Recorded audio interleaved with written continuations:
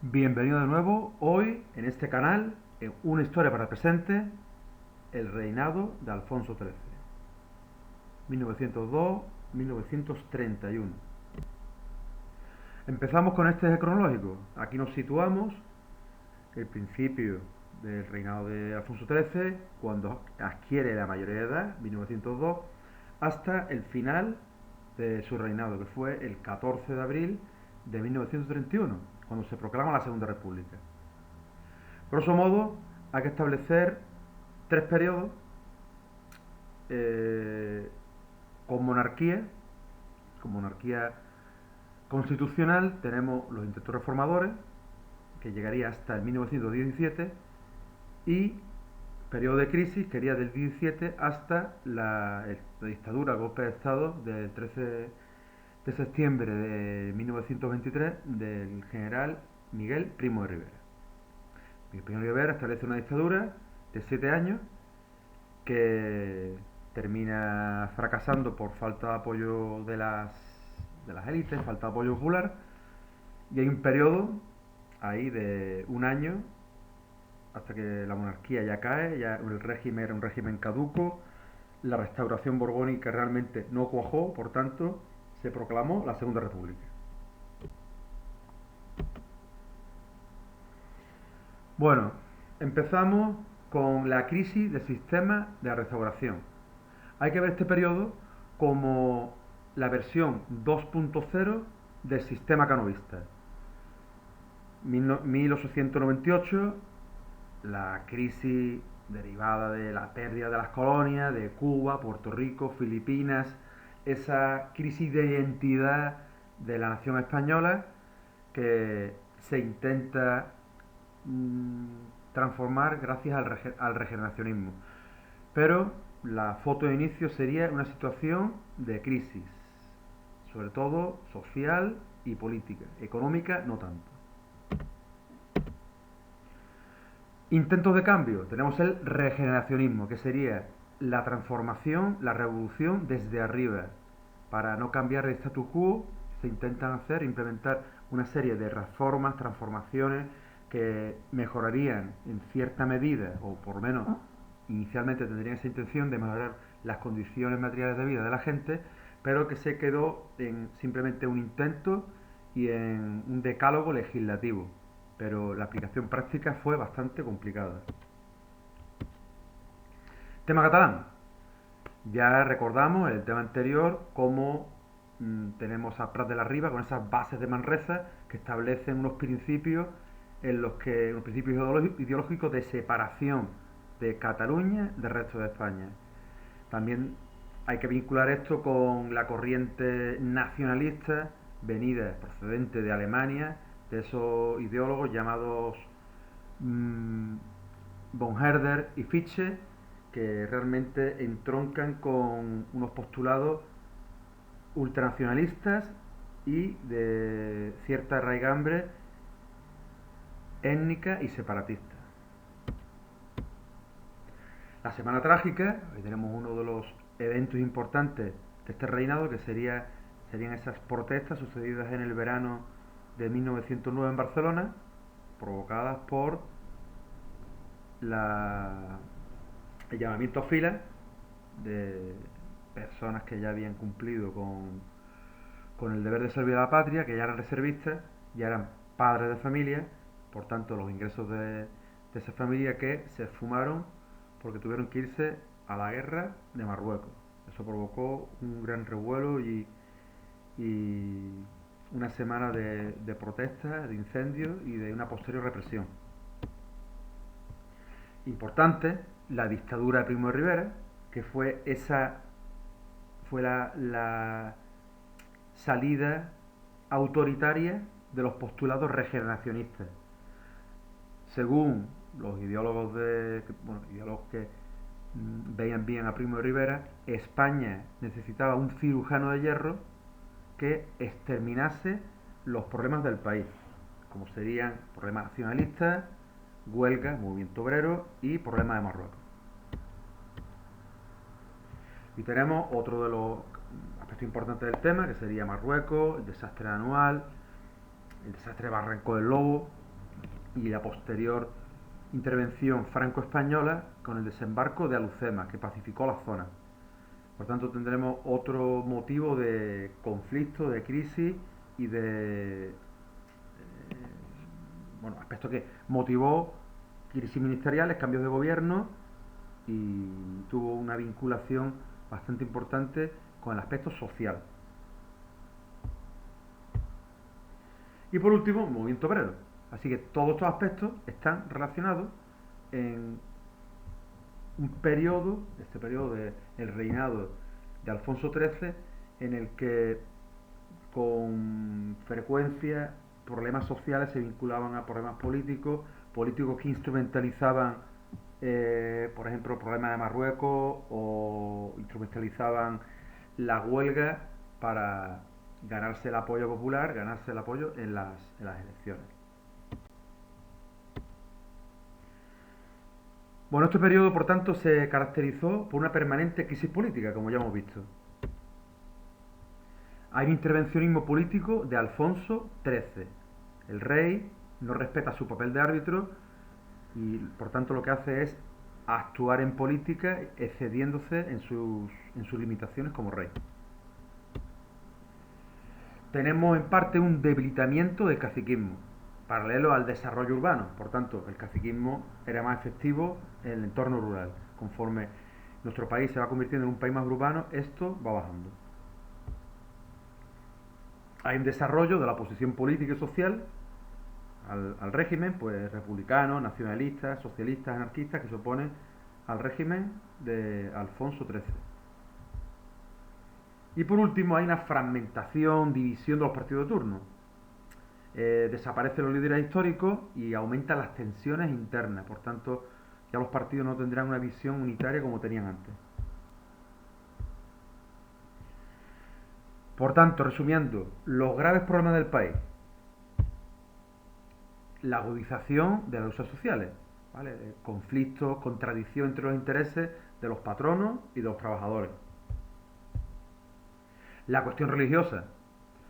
Hay que tener en cuenta que en los años anteriores se produjo un periodo de clericación, un periodo de clericalismo, perdón la palabra, periodo de clericalismo, en el que el Estado fue dándole prebendas a la Iglesia y recuperó esas posiciones que había perdido después de las desamortizaciones tanto de Mendizábal como de Amador. Así que ese clericalismo se vio respondido por un anticlericalismo, que muchas veces era violento y exacerbado.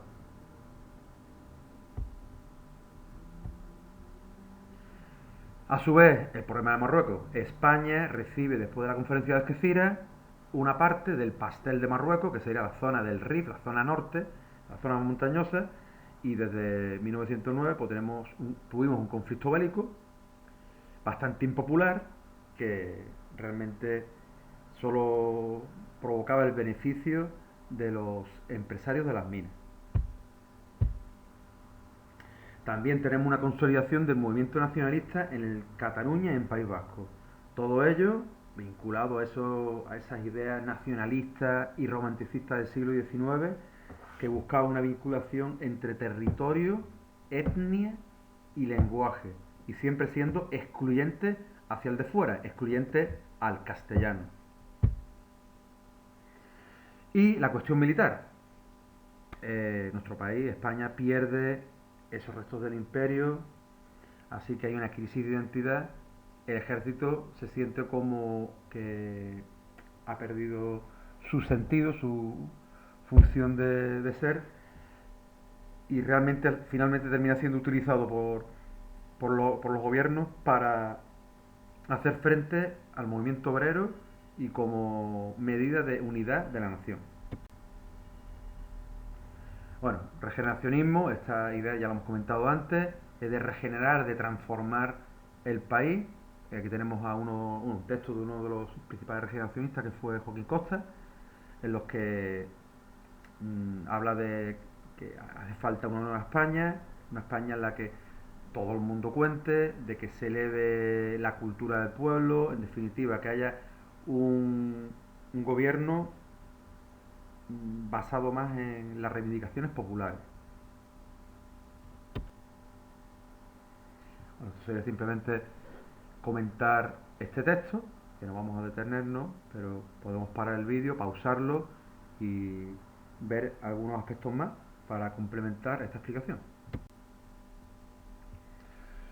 En cuanto al regeneracionismo, había dos vías, una intelectual y otra política. La política representada por líderes tanto de los partidos dinásticos como partidos de la oposición. Dentro de los partidos dinásticos tenemos a Silvela, a Maura y Canaleja. Y también hay algunos de la fuerza de oposición como Almiral, Prat de la Riba menos, y algunos socialistas que también buscaban una idea de transformación del país, pero siempre basándose en la unidad de la nación, de la unidad de la patria. Como aportación de Joaquín Costa tenemos el lema escuela y despensa, que haya educación y que haya comida, que haya alimento, que la gente no pase hambre. Hubo un intento fallido por una vía política que era la creación de un partido que era la Unión Nacional, pero que apenas tendrá vigencia. Era un partido que aunaba estos principios del regeneracionismo, de una política hidráulica, acceso a la tierra cultivable a los campesinos, unas mejoras laborales en los contratos y también una reforma educativa. En cuanto a medidas sociales, pues se crea el Instituto de Reformas Sociales y el Instituto Nacional de Previsión, que establece un régimen legal para los retiros obreros, para las pensiones, algo que afectaba a muy poca gente, a muy pocos trabajadores. Hay también unas transformaciones, unos cambios en la administración local, por tanto se otorgan más atribuciones a los ayuntamientos, pero se limitaba el nombramiento gubernamental de alcalde a los municipios de más de 20.000 habitantes. Así que tenemos ahí como el, el poder de la corona no llegaba tan lejos como antes. Y también se da la posibilidad de que se creasen mancomunidades. Así que aquí se hace un guiño hacia el nacionalismo catalán, ese nacionalismo catalán de Cambó, de Francesc Cambó, conservador, que veía en estas asociaciones, estas diputaciones, como el principio de una mínima autonomía en su territorio. Y en las medidas políticas, pues tenemos la ley electoral de Maura, que fue la que se utilizó con ciertas modificaciones en las primeras elecciones de la Segunda República. Es más, esa ley electoral se cambió en muy pocas cosas, ¿no? Aquí, por tanto, se endurecían las condiciones para ser proclamado candidato. Así que se perjudicaba un poco la situación para los caciques. Bueno, en cuanto a las elecciones, pues tenemos como siempre los conservadores o los liberales que tienen casi todo el arco parlamentario y hay ciertos grupos republicanos, regionalistas catalanes, vascos, conservadores, carlistas. En definitiva, no hay tampoco un pluripartidismo, está basado en un turnismo, porque los partidos ocupan más del 75% de los escaños, pero bueno, simplemente es para que veamos las opciones políticas. Dentro de los republicanos, pues tenemos el Partido Reformista de Melquiades Álvarez y de Salmerón, que era un partido que ya renunciaba a la vía insurreccional, renunciaba a la vía del golpe de Estado y apostaban por la vía electoral.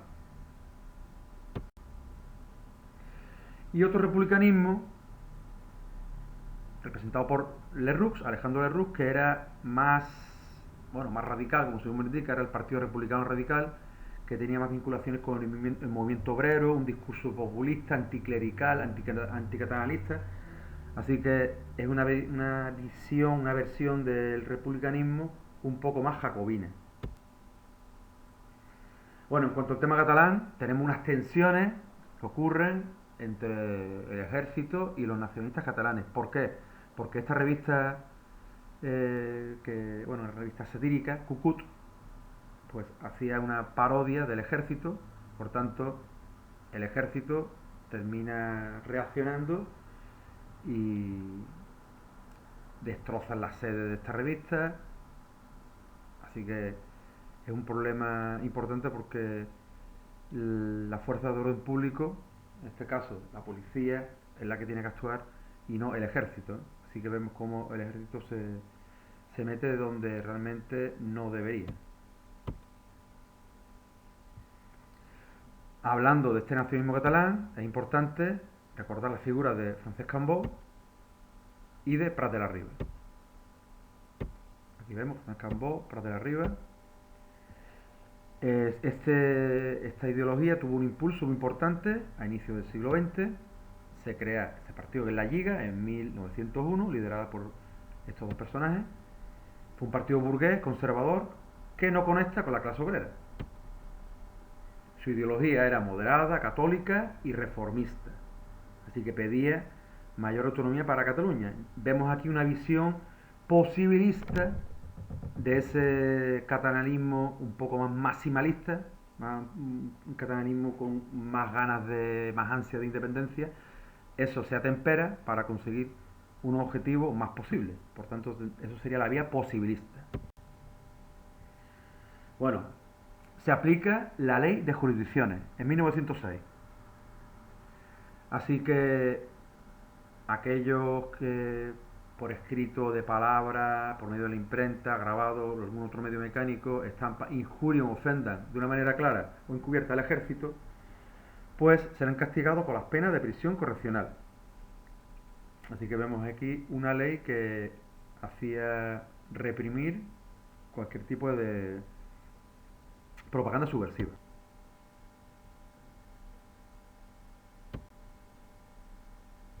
Las consecuencias de todo esto, pues vemos cómo se crea una coalición llamada Solidaridad Catalana, una amplia coalición de fuerzas de Cataluña, regionalistas, carlistas, republicanos, federales, todos se unen y obtienen un resultado mayoritario de 44 escaños, consiguen 41 a las elecciones.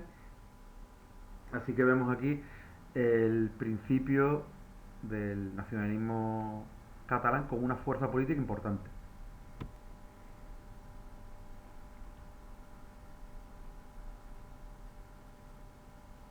Todo esto hay que relacionarlo con el pasado, con la época en la que tuvimos esas revueltas en Cataluña, esa intentona insurreccional, esa intentona separatista que al final no vio la luz.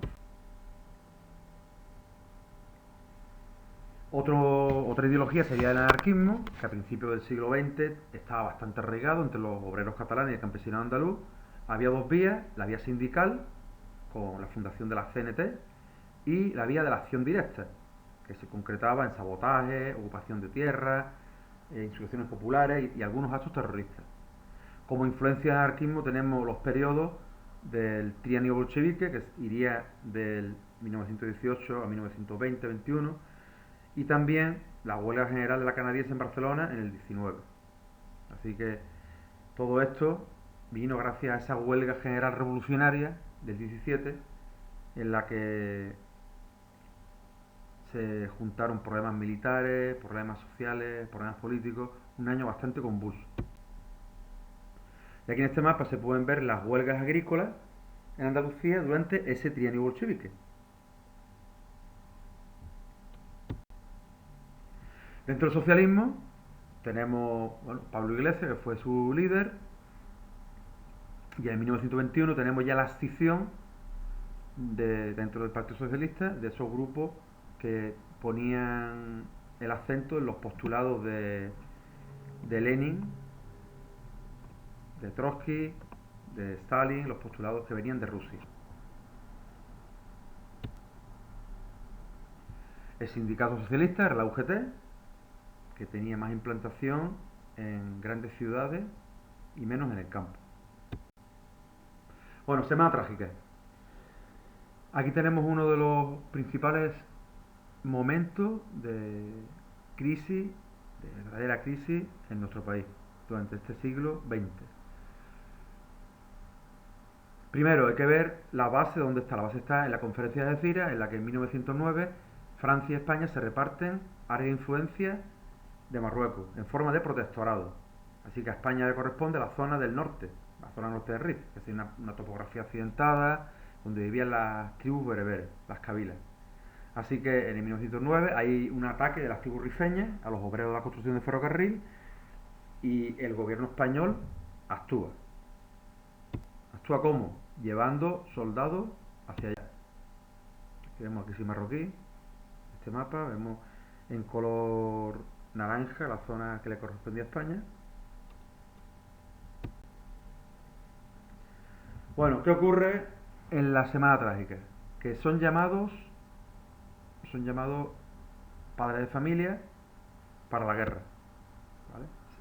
Se movilizan reservistas, ¿vale? Aquí vemos estos reservistas, que es la mayoría padres de familia. Todo esto fue mal acogido por las clases populares. Y es más, la legislación permitía que una persona pagando 6.000 reales quedaba exento de ir a la guerra. Por tanto, el 18 de julio se inicia el primer embarque, pero hay una asamblea obrera que está en contra de la guerra. Y empieza una huelga general el 26 de julio de 1909. Vemos aquí destrucción, incendio de edificios religiosos principalmente. Malas noticias llegan desde Marruecos. Pues eso provoca la insurrección. Vemos aquí las barricadas, la ciudad en llamas. Y se pasó de una protesta antibelicista a una protesta anticlerical. Las consecuencias: un centenar de muertos, daños materiales, una brutal represión. Aquí vemos 2.000 procesados, 175 penas de destierro, en definitiva, incluso penas de condenas a muerte, 5 condenas a muerte. Entre ellos Ferrer y Guardia, que era uno de los ideólogos de la institución de libre enseñanza, uno de los pedagogos más importantes de nuestro país. Ahí está. Por tanto, hay protestas en Europa y se cesa a Maura por Moret, Sigmundo Moret. Bueno, España en la Primera Guerra Mundial no participa, es neutral y todo eso le beneficia en los datos macroeconómicos. Hay que ver, bueno, las posiciones de los grupos políticos en España, pues había aliadófilos, grupos políticos que defendían apoyar, intervenir en favor de Inglaterra y de Francia, los germanófilos, que eran corrientes más conservadoras, que querían que España entrase en la guerra a favor de Alemania y de Austria, y los sectores del anarquismo y del socialismo que combinaban el conflicto.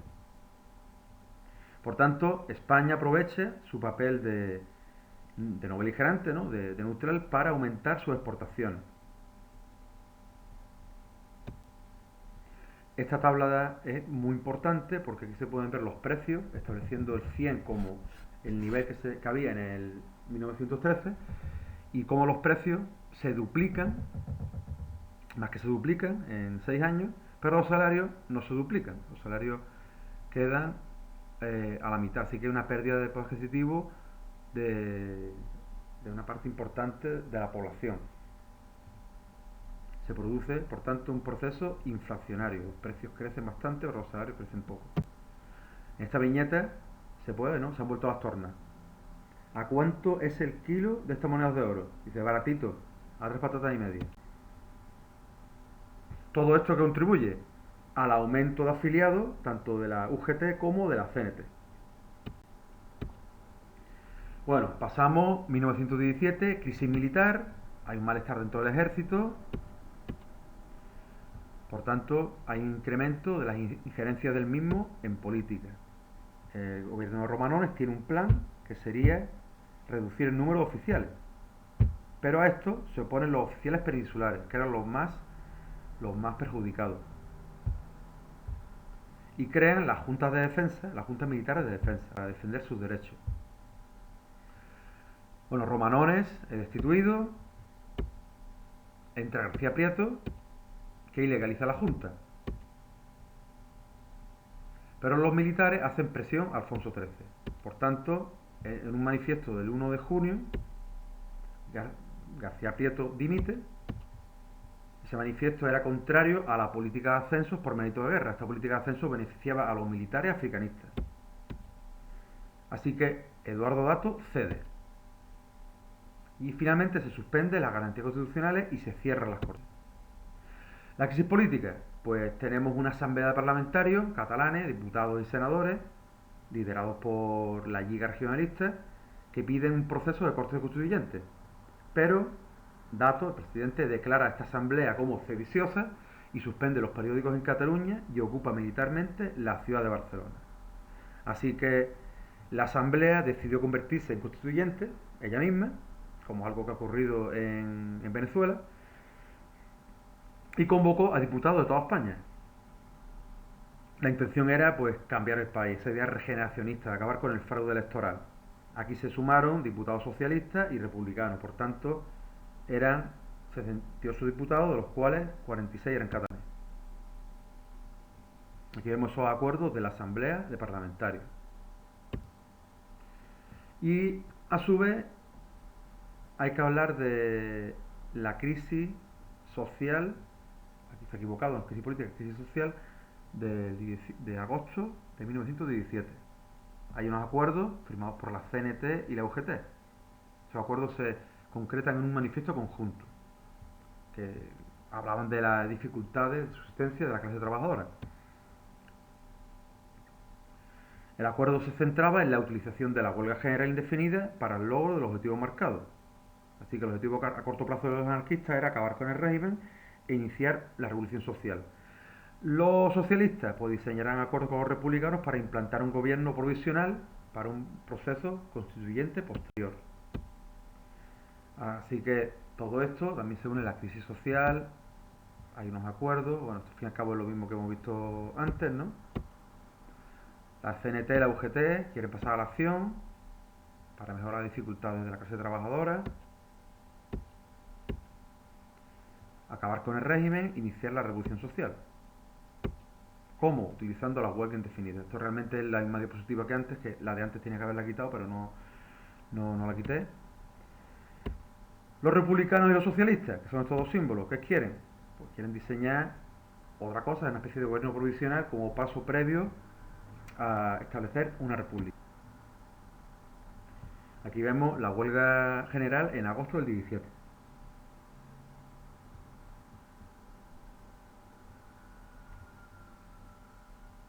Zona donde tuvo más incidencia, ahí vemos como en Barcelona y algunos núcleos como Asturias, País Vasco, Zaragoza, Alicante y Córdoba. Así que se declara el estado de guerra, hubo 70 muertos, 2000 detenidos, un montón de heridos, todos ellos miembros de, los detenidos, miembros de la CNT y también del PSOE. Y a este periodo se conoce como el trienio bolchevique. Todo ello venía de esas ideas de la Revolución Rusa de octubre del 17. Aquí vemos las huelgas en España, ese pico de huelgas que se producen en torno a 1920, 1917, 18, 19, 20. Así que el movimiento obrero intentó aprovechar la situación para transformar un poco la sociedad, pero se quedó en un intento. Otro problema es el problema de Marruecos. Bueno, vamos un poco hacia atrás. El gobierno de España recibe la zona norte de Marruecos, intereses, minería, prestigio militar y político. Pero esto provoca un rechazo entre los sectores más humildes, que eso desembocó la semana trágica que ya hemos visto. Así que de los inicios de la década de los 20 tenemos a Abdelkrim como importante, principal líder de los rifeños, de la zona que ocupaba España, allí en Marruecos. Entonces la zona occidental, Ceuta y Tetuán, no fue muy difícil de controlar, pero en cambio la zona oriental fue más difícil, más complicado. Hubo más resistencia a la dominación española. En el verano del 21, pues las tropas españolas se embarcaron en una acción mal planificada por el general Fernández Silvestre, así que los soldados rifeños atacaron las posiciones españolas que estaban mal pertrechadas, desabastecidas, sin proteger los flancos, los lados, y así que hubo un ataque rifeño que provocó una retirada desordenada, y cuando un ejército se retira de forma desordenada lo que ocurre siempre es una desgracia. una masacre de los soldados españoles. Todo esto se conoce como el desastre de Anual, el que costó la vida a más de 10.000 soldados, entre ellos también el mismo general Fernández Silvestre. Esta es la zona que recibe España, ahí está, en color amarillo, amarillo anaranjado. Vemos Fernández Silvestre a la izquierda y a la derecha Abel Krim. Y esta fue la operación militar que no se llevó a cabo y los soldados españoles, vemos aquí a Anual, aquí en la zona izquierda de la imagen. Y todo esto pues lo que provocó fue una pérdida ingente de vidas humanas y una posterior investigación parlamentaria llamada el Informe Picasso. Ese Informe Picasso detallaba la ineficacia, la corrupción, las irregularidades del ejército español en África, que incluso se llegó a vender armas al enemigo. El Congreso iba a emitir este estudio el 1 de octubre de 1923, pero antes Miguel Primo de Rivera se anticipa, da un golpe de Estado y establece una dictadura militar, por tanto las Cortes ya no valen. Ya este estudio ya no salió, Aquí tenemos este cuadro de Muñoz de Grein, uno de los profesores de Picasso. Los Digeribens mueren pero no se rinden. Bueno, golpe de Estado de Primo de Rivera, 13 de septiembre, 1923. Es el cirujano de hierro, es la salida autoritaria del regeneracionismo. Así que justifica el golpe de Estado alegando una serie de problemas internos. ¿Cuáles? Agitación social. El gran número de huelgas motivadas por la importancia que estaba cobrando el movimiento obrero. La politización del desastre anual, ese informe Picasso. Y también el crecimiento de los nacionalismos catalanes y vascos. Aquí vemos, se crea un directorio militar formado solo con, los ministros eran solo militares, que duró estos 2 años, del 23 al 25. Como indica aquí abajo, se constituyó un gobierno de carácter interino integrado exclusivamente por militares, con el que se pretendía hacer frente y resolver los graves problemas que amenazaban. Este es el texto al país y al ejército, en el que Primo de Rivera llama a los españoles a un borrón y cuenta nueva, a un cambio, pero este cambio realmente no era un cambio radical con la situación anterior, porque no se tocó el statu quo económico-social. En cierto sentido recoge la idea del regeneracionismo, como antes he comentado, pero es una vía conservadora, una salida conservadora autoritaria del regeneracionismo.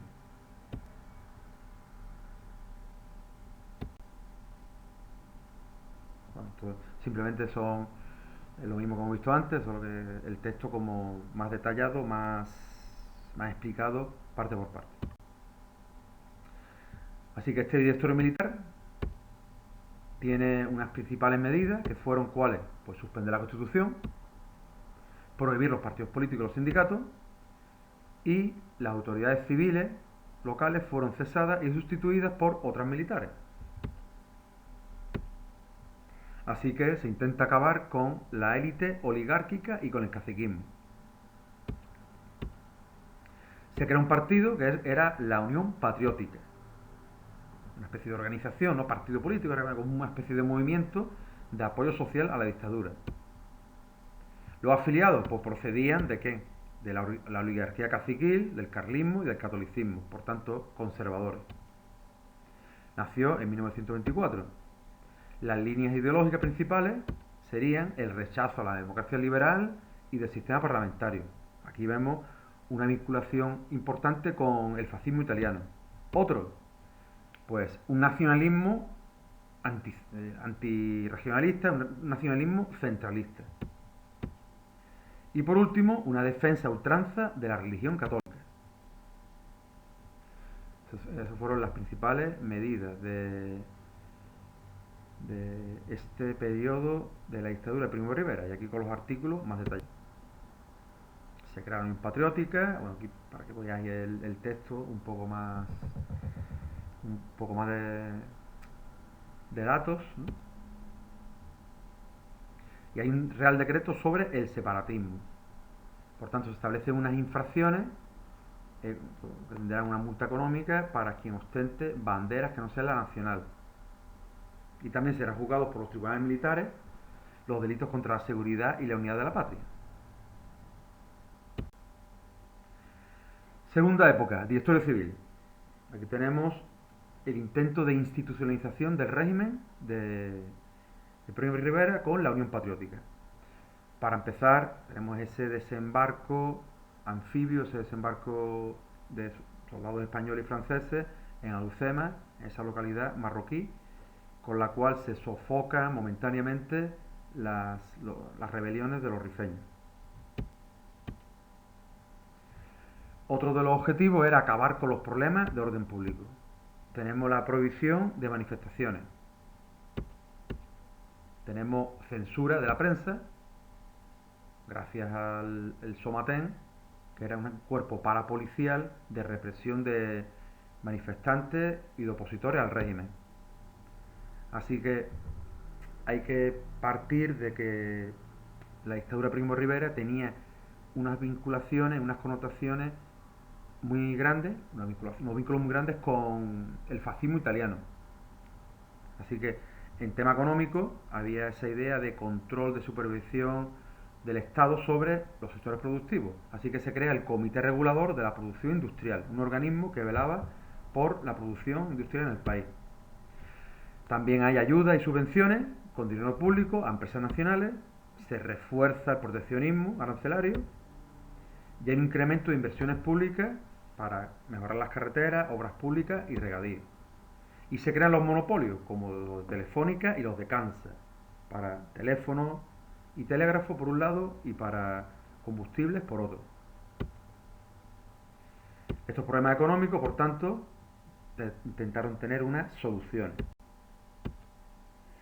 Los resultados, pues aumenta el empleo, disminuye el número de huelgas, la gente tiene trabajo, pero también se bajan las huelgas porque la gente no tiene la posibilidad de protestar, no tiene la posibilidad de manifestarse. Se crean obras públicas, aumenta la producción también, pero todo ello gracias a un endeudamiento del Estado. El Estado para esto tuvo que pedir préstamos, endeudarse. Aquí vemos en esta tabla la producción de minería y de industria, cómo sube en estos puntos porcentuales de 84 a 144. La energía eléctrica se duplica, más que duplica.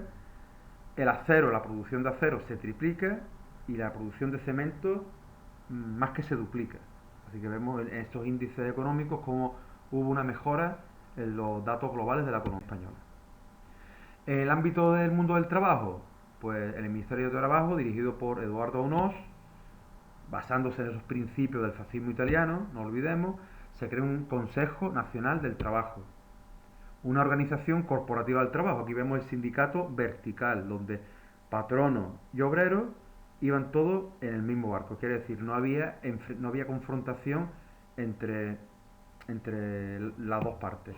Está claro que siempre en una empresa, empresario tendrá sus intereses, trabajador tendrá sus intereses, así que hay un conflicto de intereses. Ese conflicto, dentro de la utopía del fascismo, se rompe, no hay conflicto ninguno porque todos se unen en un mismo barco, ¿no? Que sería la empresa, sería una concepción donde las relaciones laborales son idílicas, no hay contradicción de intereses. Todo esto es imitación de la Carta di Lavoro italiana. Se crean los comités paritarios, en los que había una igual representación de patronos y de obreros bajo la tutela del Estado. Bueno, hay una represión también de los nacionalismos periféricos. Se suprimió casi inmediatamente la bandera catalana y el himno, se decretaron medidas contra el uso de la lengua catalana y se llegó a clausurar el Camp Nou y el Orfeo catalán. La Lliga, que era un firme apoyo monárquico en Cataluña, se fue debilitando y crecían otras formas más radicales de catalanismo, como Estat Català, que tiene unos vínculos con los movimientos identitarios europeos bastante grandes. Y además la burguesía catalana retiró su inicial apoyo a la dictadura. En el País Vasco la actitud de la dictadura pues fue muy similar. Se llegó a ilegalizar el periódico del PNV. A ver, la oposición a la dictadura, ¿de dónde venía? Pues cada vez de más gente. Políticos de la restauración, políticos de esos partidos conservador y liberal, pues se iban oponiendo, porque querían que el régimen resultaría poco duradero, que iba a ser solo algo transitorio y terminaron enfrentándose al dictador. Los republicanos, también se crea la Alianza Republicana, liderada por Manuel Azaña en el 1926. Oposición militar también la hay, con la conspiración de la Sanjuanada, y de los intelectuales.